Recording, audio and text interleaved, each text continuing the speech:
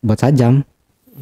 Biasa jadi sajam dia. Berarti makan ya pakai Tangan. pakai tangan aja udah. Iya, pakai tangan. Mau pakai kuah juga gitu. Iya. Pakai tangan. Kalau kuah apa diuyup ya. Iya. Oh, Dan nggak kemakan kalau nasi di dalam itu sebenarnya. gitu ya. Kalau sayur-sayuran tuh kayaknya cuma disiram aja kayaknya. Basah daunnya udah langsung masuk aja ke kali. Oh, kalau kayak kangkung gitu Iya, ya. kayak kangkung itu kan langsung cincang, siram, masuk kali udah.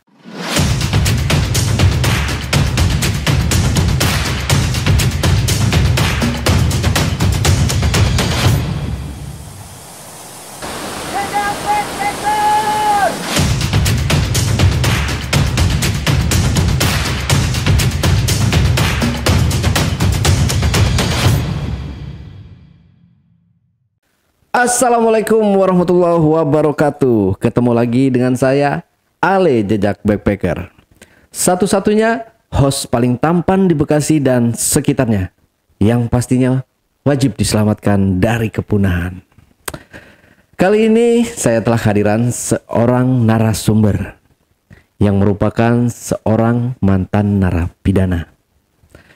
Seperti apa dan kenapa beliau atau narasumber kita ini pernah mendekam di penjara dalam waktu yang cukup lama?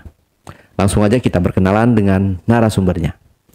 Assalamualaikum Bang Rido. Apa kabar Bang Rido?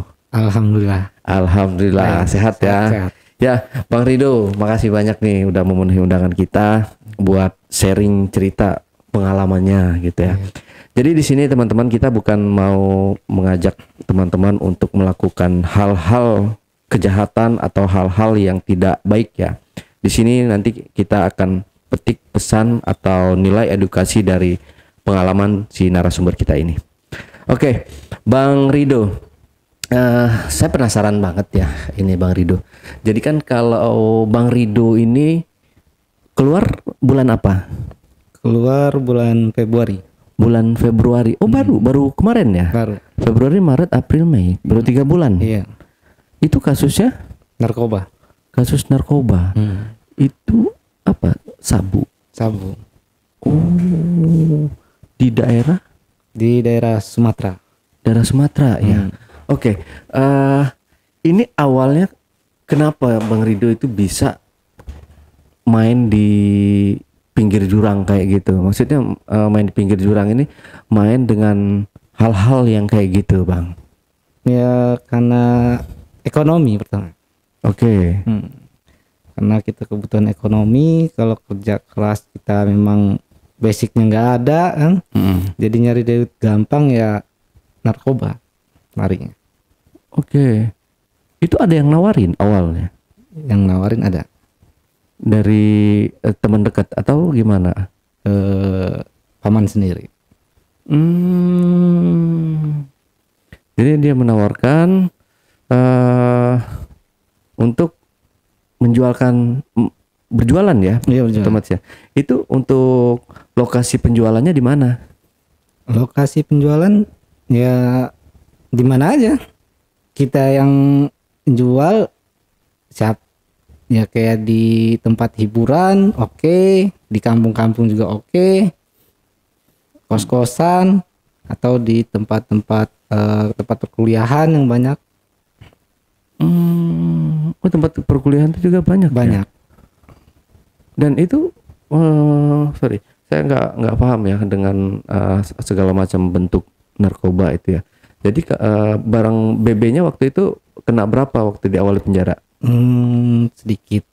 1 on 8,6 gram. 1 on 8,6 gram. Jadi 108,6 gram. Itu udah 1 on itu udah banyak loh ya. Iya, soalnya kan kalau diplastikin itu sedikit-sedikit gitu ya. Nah, itu kalau diuangkan berapa itu? Totalnya? Ya beda-beda harganya. Beda-beda kota. Perkiraan aja harga. nih. Kalau yang satu on itu kalau diuangkan dalam bentuk rupiah berapa total? Kalau dia cash sekitar 70-an Juta. ya. 70 juta. 1 on itu ya.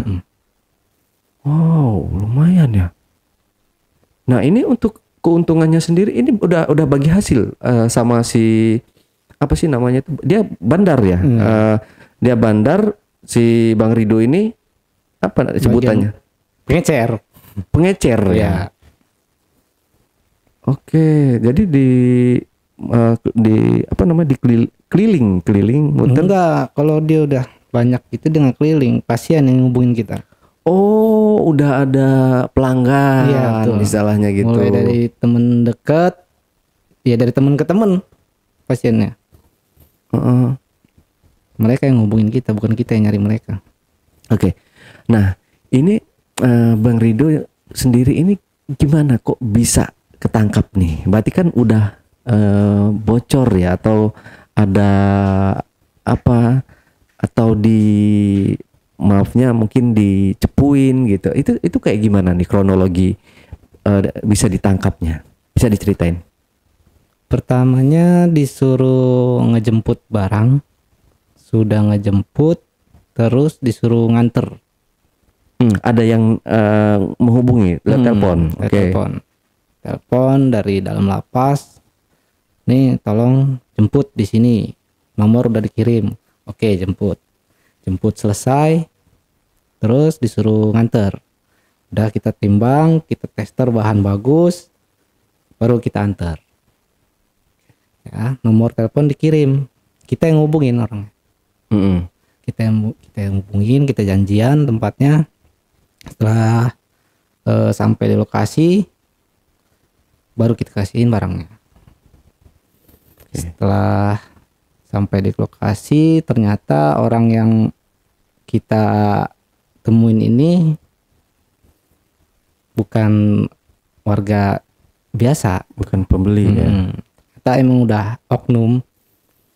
Oke. Oknum polisi. Nggak tahu pas kita kasih barang itu, tahu-tahu udah rame aja. Polisi itu udah di mana-mana, udah nyebar. Oh. Oke. Ternyata kayaknya tukar pala. Tukar kepala itu maksudnya gimana nih untuk tukar kepala itu? Tukar kepala itu misalnya Bang Ale nih ketangkep. Oke. Terus Bang Ale ini 86. 86. Kalau bahasa kami dalam 86. 86 itu damai Oke. dengan oknum. Nah, damai, mereka minta cari pala yang lebih besar biasanya. Dengan BB yang lebih banyak dari Bang Ali punya. Oke. Jadi makanya dia udah nyiapin duit, cari kepala, ya itulah saya kepalanya yang tukeran. Oh, berarti ini kalau artinya tukar kepala itu misalnya sebelumnya ini udah ada orang yang ketangkep duluan. Iya, betul. Nah, karena dia punya uang, jadi dia bisa bayar nih. Iya. Bisa bayar si oknum ini ya, Iya, kita si sebut saja oknum. Bisa bayar oknum buat membocorkan si bandar. Yang artinya si bandar ini Bang Rido sendiri itu. Iya, betul. Oh, oke. Jadi dijebak lah kayak gitu. Kena deh. Iya. Dia waktu itu mesen sekitar, dia ngomong itu ngajak. Biasanya kan sistem bayarnya tuh transfer ya.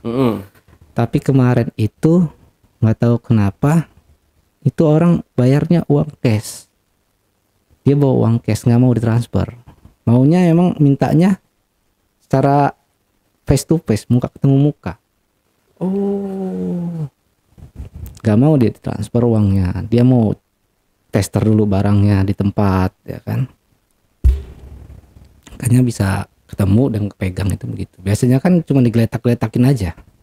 Barang itu di mana lokasinya, TKP-nya kita taruh, kita pantau dari jauh, begitu udah diambil, udah selesai kita tinggalin. Oke. Nah, setelah ditangkap itu kan, itu perkiraan ada berapa oknum tuh, oknum polisi yang ini? Oh, rame, nggak tahu ya. 3 mobil yang jelas. 3 mobil cuma buat mobil. nangkap 1 orang. 1 orang. Itu pada satu udah di depan saya, itu kira-kira kanitnya lah itu. kanit udah di depan saya, yang lainnya anak buahnya udah pada nebar. Jadi pada lari ke saya semua sambil buang tembakan, lari-lari. Udah kayak koboi itu udah. Oh, dia Buang-buang peluru. sempet ngelepasin tembakan juga. Tapi waktu itu Bang Ridho nggak kabur ya? Nggak. Udah pasrah aja. Udah pasrah karena satu depan udah nodong senjata, Pak. Nggak bisa kabur lagi udah. Kita kabur ya tewas. Oke. Nah, setelah penangkapan itu langsung dibawa ke kantor polisi.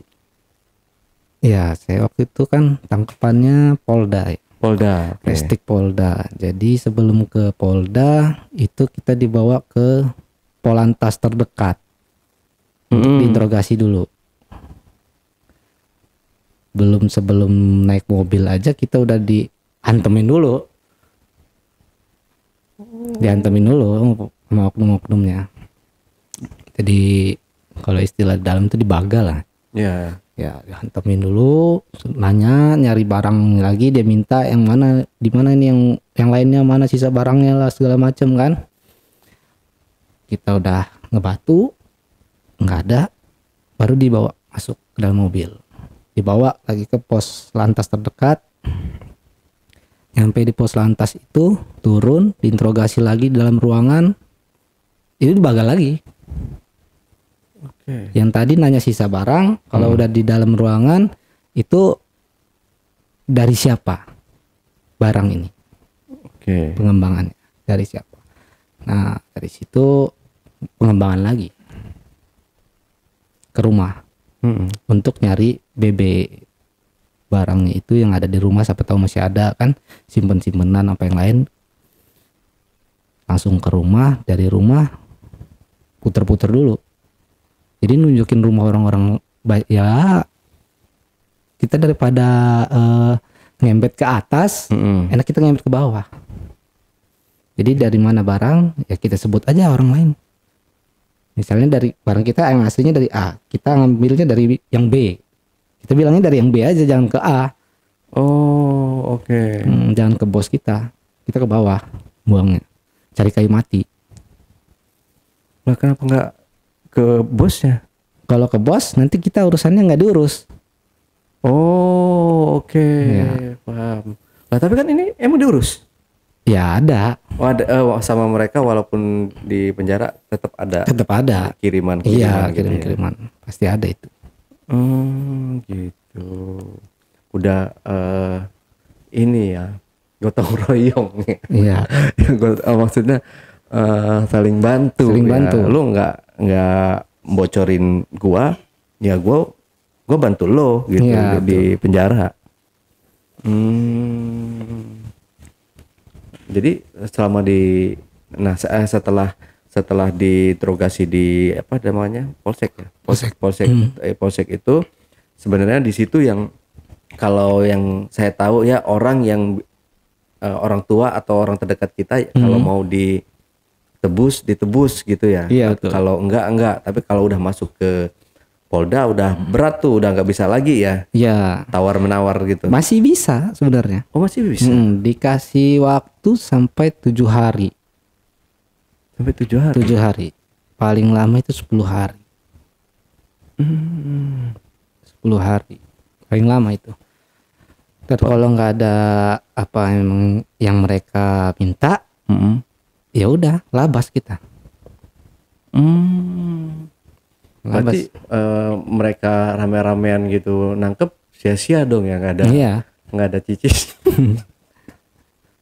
Kalaupun mau ya ngambil dari BB yang ada, mereka ambil untuk mereka jual lagi. Oh gitu. Kayak misalnya tadi kan 108, sekian gram. Itu yang nongol BB di BAP. Oke. Cuman 8,6 gram. Yang 100 gramnya hilang udah. Wow, luar biasa ya. Enak ya jadi itu ya. Sebenarnya jadi jadi oknum ya. Kita nggak nyebutin ini ya. Oke. Nah, setelah masuk sidang dulu atau gimana? Enggak sidang dulu. Kita diisolasi dulu. Saya diisolasi itu sekitar 3 bulan Di di Polda. Polda. Yang pertama itu di Restik Polda, yang kedua dilariin ke Polda satunya di kantor Polda yang khusus yang di utamanya.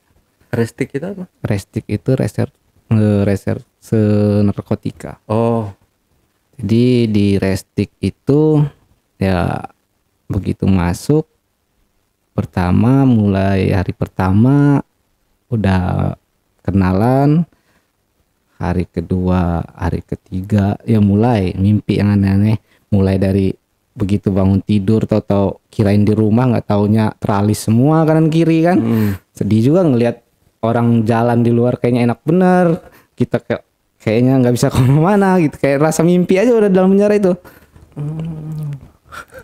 Selama beberapa hari pertama, udah 1 minggu 2 minggu kita jalanin, akhirnya ya udah mulai terbiasa.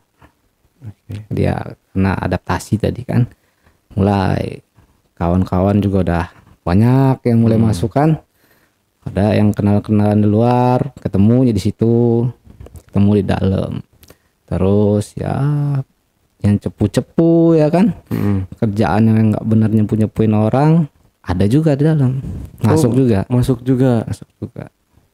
Nah kalau yang dia cepu tapi dicepuin orang lagi. iya gitu. Ada ya kayak Ada. gitu. Cepu kena cepu. Jadi kalau biasanya yang cepu-cepu kayak gitu, itu yang bikin ya kami sakit kan. Begitu sakit kalau dia masuk ya agak geram, jadi semua orang begitu geram ya mau nggak mau Kebukin. gebuk satu kamar.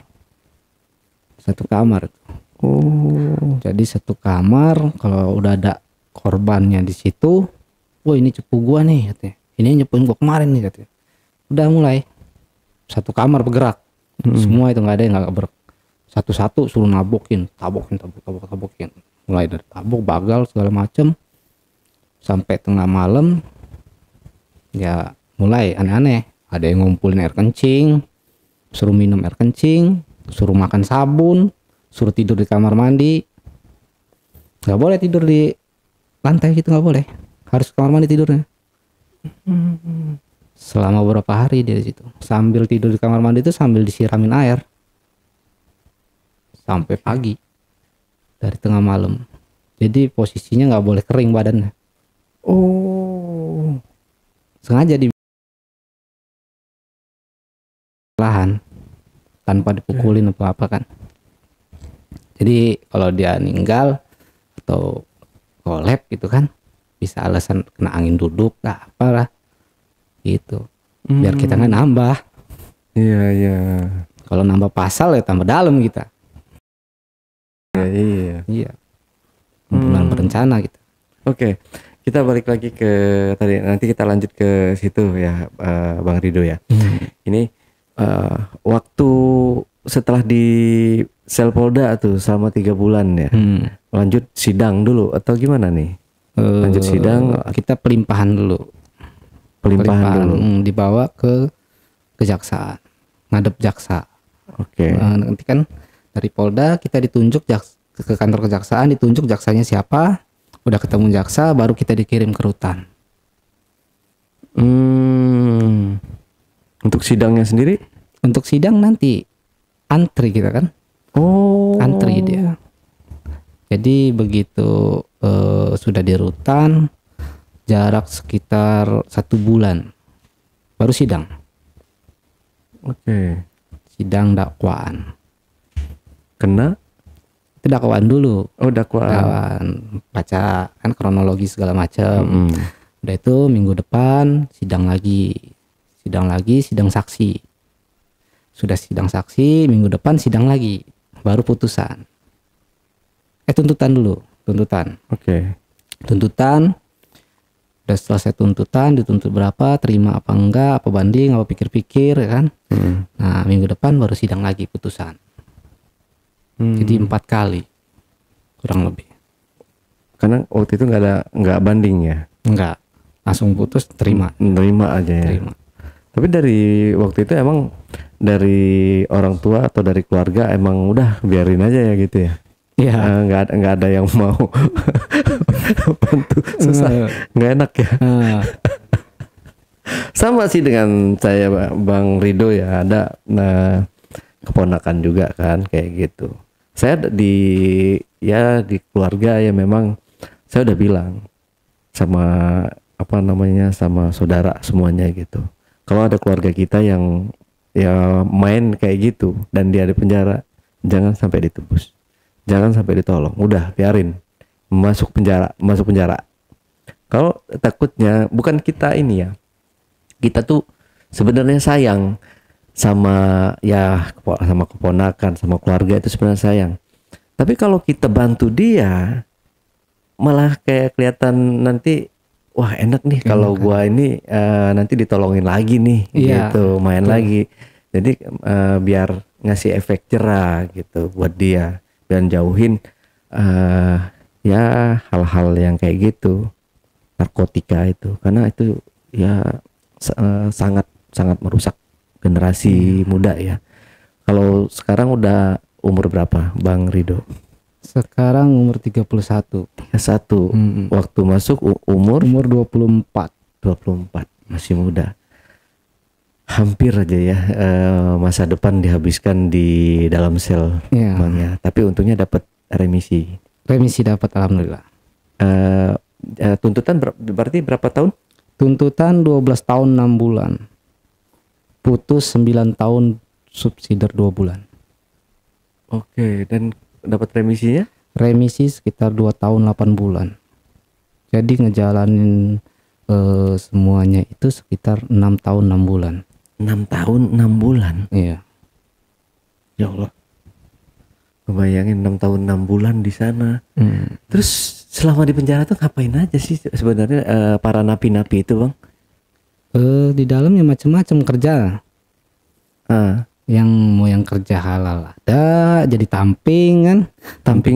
Tamping itu kayak pembantu pegawai lah gitu. Oh oke. Tamping, kalau tamping kan ada tamping dapur atau di bingker atau tamping penjagaan segala macam, tamping karutan kan, tukang yang bersihin ruangan segala macam. Kalau yang di dapur ya masak-masak, mereka nganterin cadong ke kamar-kamar. Cadong itu nasi dalam penjara. Oh, yang piringnya ada yang kayak aluminium gitu ya? Iya, itu kalau dulu pakai aluminium. Stainless. Kalau sekarang ya kayak apa ya? Kayak plastik. Kalau bahasa dalam tuh ompreng. Oh. Ompreng.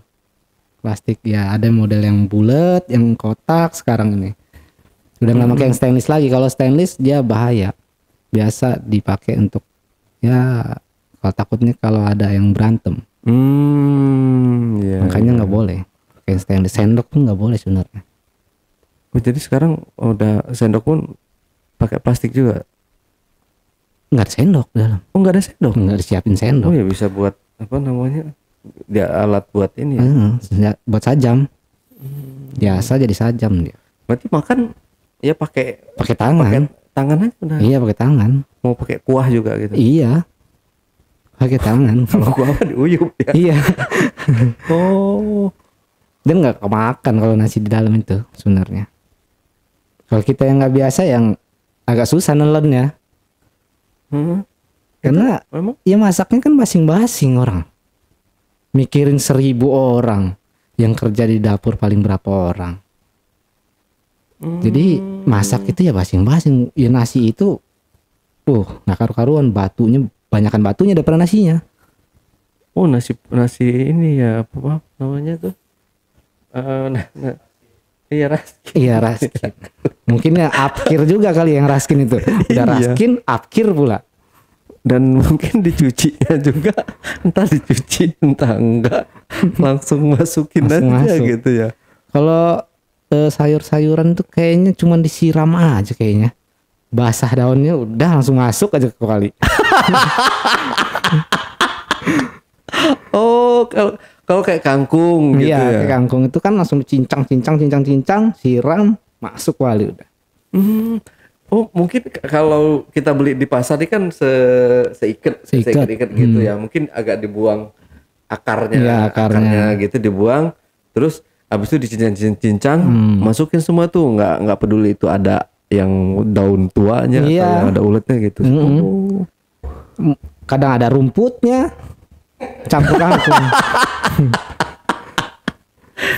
Oh iya kan, Iya. kangkung itu kan memang bisa jadi ada kayak rumput, Iya. campur. Sampai ada rumputnya. Kayak, aduh. Kalau nggak biasa ya nggak kemakan. Tapi sehari tetap 3 kali. Sehari tetap 3 kali. Pagi, siang, sama sore. Cadong masuk ke kamar. Yang paling enak makan apa? Jatah makan itu. Ya nggak ada yang enak. Daging, telur gitu nggak ada? Ada. Lauknya ya paling telur rebus. Telur rebus. Beda lapas, beda masakan. Beda lapas, beda masakan. Iya. Karena ada yang dapurnya juga kan dipantau dengan pegawainya. Jadi harus bersih, harus enak kan. Orang-orangnya juga pilihan. Berarti nih ada kayak mungkin ini lapas ada kelas-kelasnya gitu ya, VIP Karena kelas 1 gitu ya kali ya. Karena saya kan pertamanya di rutan. Nah, dari rutan saya ke lapas. Rutan dengan lapas ini berbeda masakannya. Rutan dengan lapas. Bedanya apa sih? Rutan Kalau di rutan ini ya saya bilang nasinya itu nggak kemakan. Ukuran hitungan jam aja dia udah basi. Nasi di rutan ini cepet basi dia. Hitungan jam udah basi dia. Tapi kalau yang di lapas itu sayurnya emang ya bisa dimakan lah. Ya ada rasa. Masih ada rasanya. Terus nasinya juga gampang basi, bersih. Itu nggak ada batu-batunya, ya ada tapi nggak banyak, paling 1-2 batunya. Dan lauknya juga ya enakan yang di lapas. Waktu itu 2017-18 saya masih ketemu rendang masih ada. Enak gitu ya. Iya. Kayak surga banget. Tapi nggak setiap hari. Dalam 1 minggu itu paling 1 kali rendang. Karena lauknya itu berubah setiap hari. Nggak semua setiap hari telur enggak. Pagi kalau yang di lapas itu kadang pagi itu nasi uduk, nasi goreng, nasi kuning, nasinya itu kan. Lauknya kadang ketemu telur dadar, terus ikan goreng. Oke. Nah, itu untuk ini ya apa namanya, untuk makanannya. Ya bisa dibilang ya namanya itu harus ya mungkin kalau dikasih yang enak-enak jadi ntar betah kan di penjara. Makanya dibikin gak enak. Iya, kalau makannya enak-enak terus kayak daging tiap hari, pokoknya semua nih. Wah enak nih masuk penjara, ntar keluar ngelakuin lagi aja soalnya makannya enak gitu kan. Ngapain kita susah di luar cari duit cari makan di penjara aja enak gitu kan. Nah ini berarti kalau di penjara itu ada aja ya apa namanya, entah itu dapat perlakuan yang nggak manusiawi, ada mungkin perlakuan yang entah itu dari apa namanya oknumnya gitu. Nah itu selama Bang Rido di penjara itu pernah nggak kayak ngalamin apa namanya kekerasan atau apa, gelut, dibagalin? Kalau untuk saya sendiri ya pernah sampai 12 orang. 12 orang dulu saya. Sesama napi? Sesama napi. Cuman kepala blok semua lawannya. Kepala blok. Itu 12 orang. Gara-gara utang piutang. Masalah pekerjaan. Pekerjaan ya namanya kasus kita narkoba, ya kerja di dalam narkoba juga. Kerja narkoba lagi di dalam untuk cari uang. Untuk kita bisa makan, nggak mungkin kita makan cadong terus. Ya kan? Kita juga mau makan enak. Jadi cari duitnya ya kerja lagi. Untuk kerja ya kita harus punya handphone dulu kuncinya. Handphone kita beli di dalam. Beli di dalam. Handphone di dalam. Karena kalau handphone itu emang kuncinya dulu kan. Punya handphone pun bayar dalam. Nggak gratis. 1 bulan itu kalau handphone yang kecil bisa 1.500.000 Sebulan. 1 bulan. Kalau Android 3,5 juta 1 bulan. Oh gitu. Itu kalau di lapas yang saya tempatin. Kalau lapas-lapas yang lain saya nggak tahu aturannya seperti apa kan. Aturan mainnya kan berbeda-beda. Tuh, jadi untuk bayar handphone, untuk makan segala macam ya mau nggak mau kerja lagi, narkoba lagi. Cara kerjanya kita minta bareng dengan ya kepala-kepala blok yang mafia-mafianya di dalam, toke-tokenya. Kita minta barang, kita suruh orang terdekat yang di luar yang ngerjainnya. Jadi kita di dalam itu cuman nelpon aja sama nyiapin rekening. Kalau kita bermasalah ya namanya jaminan kita kerjakan itu barang kan puluhan juta harganya kan. Jadi jaminannya ya untuk kita bisa ngasih barang ke orang itu jaminannya badan kita sendiri. Kalau ada apa-apa ya badan kita harus siap. Jadi kalau kita bermasalah misalnya kayak nyangkut dimakan orang atau orang yang di luar kita nggak benar kan, jadi barang kita itu entah kemana, duitnya kemana kan nggak dikirim ke kita, nggak dinaikin kan. Jadi kita itu punya sangkutan sama bos. Nah kalau udah punya sangkutan gitu ya itu udah mulai dipanggil, ditanya-tanya, dikasih waktu sekian hari, 2-3 hari nggak naik, dipanggil lagi ada apa, masalahnya di mana, kita ceritain gini. Kalau nggak masuk dicerita ke dia, habis kita udah mulai keluar semua yang cambuk, yang kabel, yang stick biliar ke badan kita semua udah. Stick biliar, berarti ada biliar juga dalamnya? Ada, dalam ada biliar. Khusus untuk ruangan? Enggak, kalau biliar di aula dia. Oh oke. Di aula ada, yang di blok ada 1-2 di biliar. Jadi meja besar di aula, meja kecil di blok. Kalau meja biliar itu ya oknum pegawainya yang punya. Dia ada tampingnya. Tamping khusus biliar yang jaga di blok sama di aula itu udah disiapin. Tetap bayar. 1 koin 10.000 kalau main. 1 koin 10.000 1 koin. Oh iya. Di dalam. Nggak jam-jaman di sana. 1 koin 10.000. Ya di dalam mainnya judinya itu biliar. Berarti nih ya kalau udah masuk di dalam itu ya, kalau orang yang benar-benar susah istilahnya gitu, kalau orang-orang yang nggak punya duit sama sekali hidupnya bakalan susah juga di dalam itu. Susah. Cuma makan itu doang, kangkung. Makan cadong ke akar-akarnya. Iya, makan cadong. Oh. Masa dia mau ngandelin keluarganya terus ya? Kalau keluarganya emang kuat ya kan, Iya. banyak biayanya ya nggak apa-apa, enak aja di dalam. Tapi kalau keluarganya susah, ya ikut susah di dalam. Berarti kalau HP itu bayar, itu kita beli nih. Beli berapa duit? Kisaran kalau yang Android deh, Android ya kalau pada waktu itu 2 juta lah ya. 2 juta. Beli 2 juta. 2 juta. Oke, terus bayar sewanya itu 3 juta. Iya. Itu handphone kita yang beli, itu kita yang nyewa juga. Nyewa kita. Hitungannya. Kalau kita nggak mampu bayar, misalnya bulan ini kebayar, bulan depan kita nggak mampu bayar, diambil handphone kita. Padahal kita yang punya, kita yang beli, diambil handphone kita. Gitu. Tapi kalau misalkan nggak ada HP nih. Kan pernah juga ya saya dapat WA dari keponakan saya itu ya. Dia itu hafal gitu sama nomor HP saya gitu.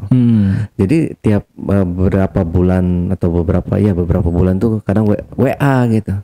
Om, ini si ini katanya gitu. Kirimin uang katanya gitu ke nomor rekening ini.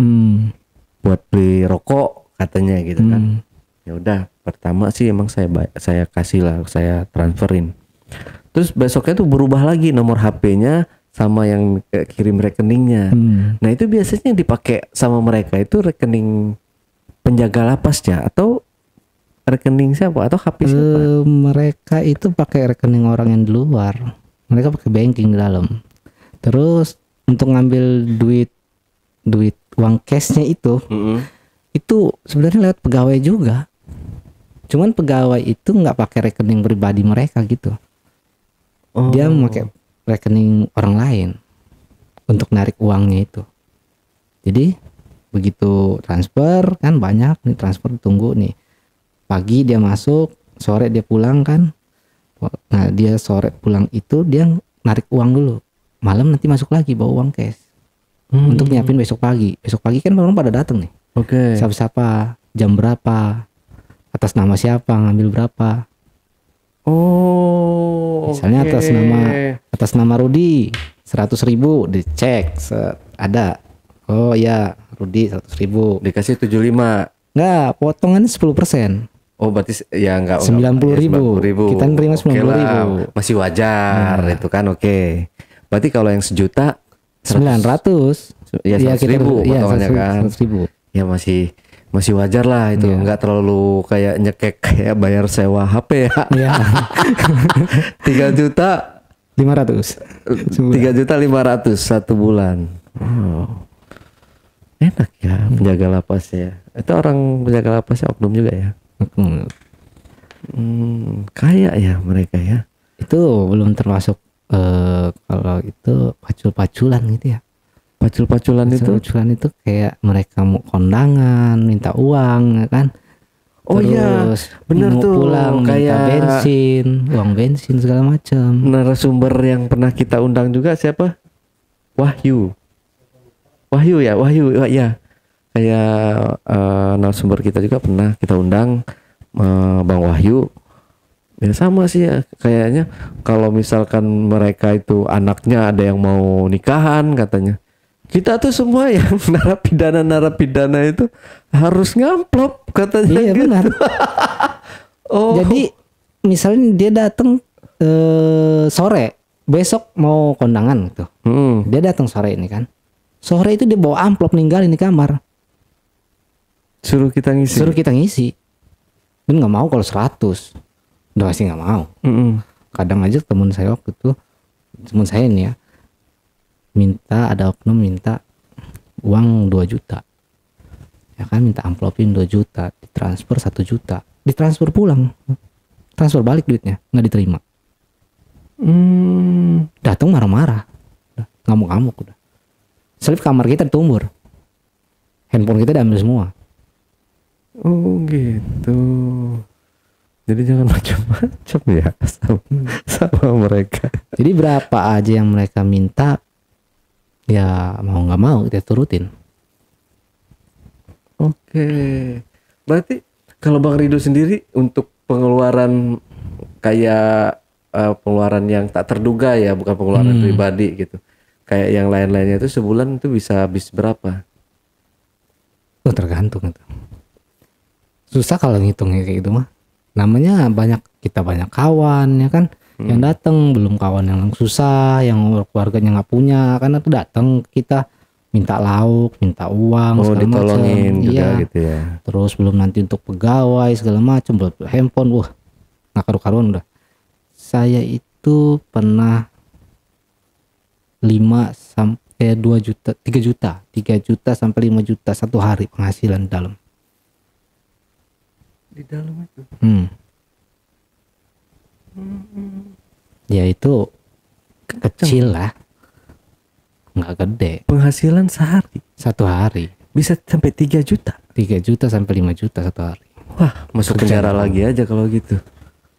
Ya itu kalau 3 juta sehari. Jauh.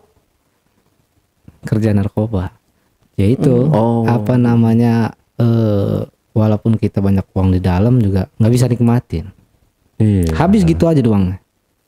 Uang jin makan setan. Iya. Jadi dapat duit habis, dapat duit habis. Apalagi kalau di dalam memang ya masih banyak yang dagang ya. Kan dalam rata-rata tergantung lapas juga masih banyak yang jual narkoba di dalam. Lebih Texas di dalam. Lebih Texas. Sabu kita make sabu, mau make ganja segala macam dalam tuh malah bebas. Nggak kayak di luar. Kalau di luar kan kita takut. Iya. Ya kan takut ada polisi kan, takut gerbek segala macam. Kalau di sana mau malah depan Pintu oknum polisi itu. depan oknum kita. Gitu ya. Malahan battle berdua dengan oknum pun bisa. Bisa juga. Bisa. Mereka minta juga ya. Karena kan barangnya juga mereka yang masukin kan. Ini obrolannya pinggir jurang.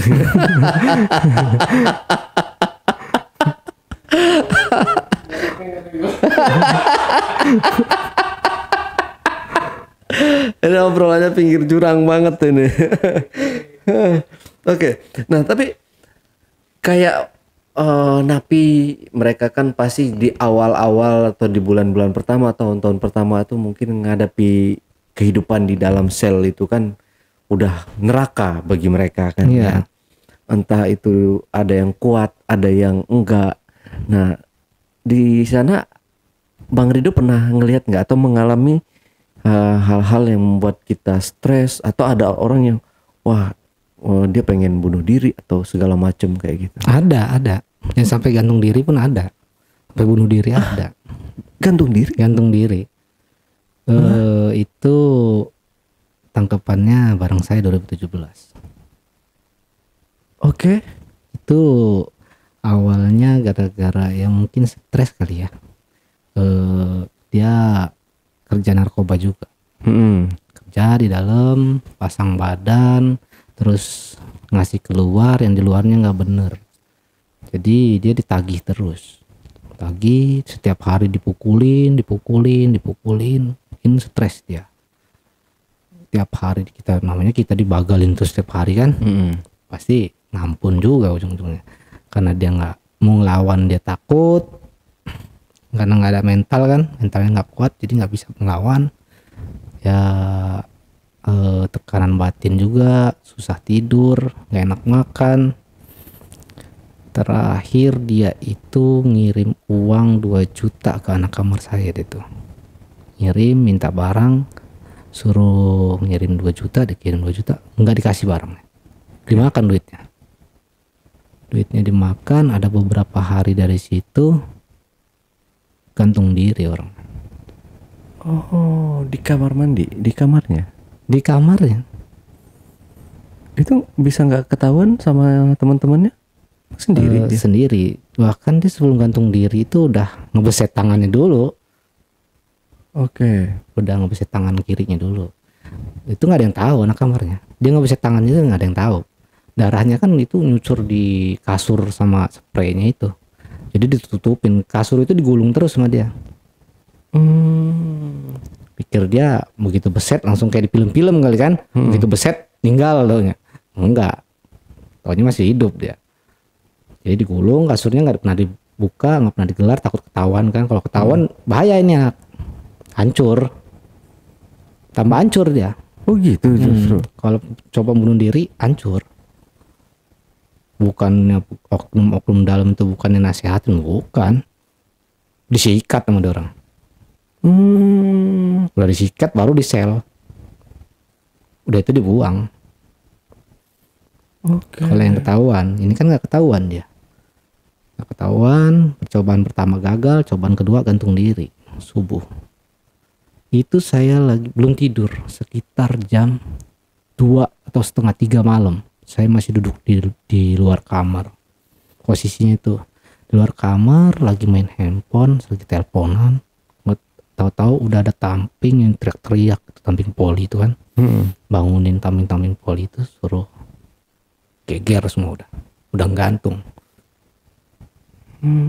Itu permasalahannya Hutang piutang itu tadi ya. hutang piutang. Ada 2 dulu, satunya orang dari Aceh, salah satunya. Kalau yang orang Aceh dia nyemplung ke sumur kering, lompat ke dalam sumur kering, terjun, sama hutang piutang juga, nggak kuat juga dibagal terus, setiap hari disabet dia, dipentungin ya, di apa, nggak kuat, bunuh diri dia, lompat ke dalam sumur, kepalanya duluan, tewas dalam sumur. Oke. Ya. Nah, itu kegiatan dari napi-napi itu sehari-harinya ngapain aja sih, Bang? Biasanya kalau yang saya lihat kan di berita tuh napi sedang mengajarkan kayak penanaman pohon, bertani atau apa kayak gitu, yang perempuannya nih belajar menjahit kayak gitu. Kalau di situ ada nggak sih? Ada pelatihannya, ada pelatihannya. Kalau saya waktu itu pelatihannya laundry, terus bikin roti sama apa ya, tanaman-tanaman yang di dalam pakai paralon itu lah. Hidroponik pelatihannya selama 6 bulan. Jadi kalau laundry 6 bulan nih belajarnya. Terus kalau roti ya 6 bulan, kalau hidroponik ya 6 bulan. Pelatihannya itu ya, beberapa dalam seminggu itu 2-3 kali pertemuan pelatihannya, enggak setiap hari, enggak. Oke, berarti memang ada kegiatan-kegiatan yang positif juga ya. Oke. Itu untuk semua napi. Semua. Kayak senam pagi-pagi gitu nggak ada, atau apa, olahraga, upacara segala macam. Senam itu biasanya hari-hari tertentu, kayak hari Sabtu, kan nggak nentu. Kapan aja pegawainya nyuruh senam, kan ngundang orang dari luar. Tapi tetap bisa kayak malas-malasan gitu bisa ya? Tiap hari tidur aja? Banyak, bisa. Cuma kalau udah disuruh keluar semua ya harus keluar, nggak boleh ada di kamar.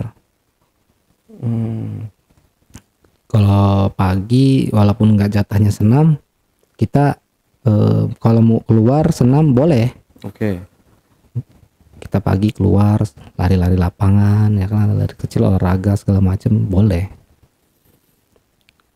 Oke. Nah, ini kan Bang Rido selama 6 tahun jadinya ya. Iya. 6 tahun itu apa yang didapat dari dalam itu? Apa udah mendapatkan hidayah atau masih mau ke situ lagi atau gimana nih Bang Rido? Ya, alhamdulillah kalau saya ini beberapa bulan, setahun terakhir sebelum pulang, masuk di kamar yang khusus taklim lah, kalau kata kami di dalam kamar taklim, khusus ibadah.